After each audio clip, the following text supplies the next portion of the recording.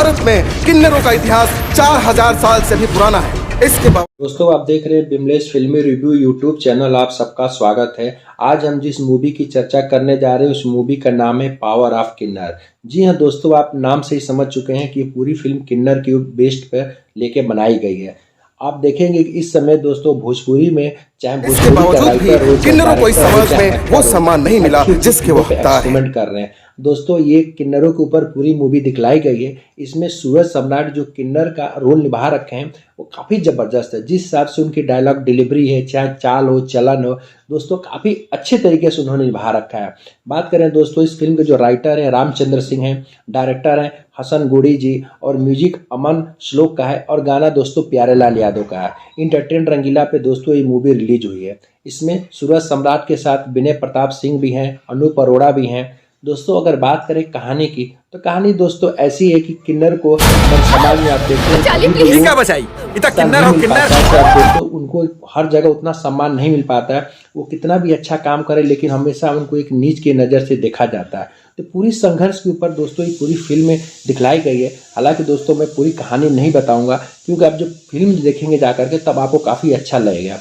Entertain रंगीला YouTube channel पर दोस्तों ये मूवी रिलीज हुई है। दोस्तों काफ़ी सेंटिमेंटल भी कहानी है, बीच बीच में कॉमेडी भी है, हंसाई की भी, दोस्तों काफ़ी इमोशनल भी है, फाइट सीन भी है, एक्शन भी है। जिस हिसाब से हम अगर देखेंगे इसमें सूरज सम्राट ने जो किन्नर की भूमिका निभा रखा है वो काफ़ी काबिले तारीफ है।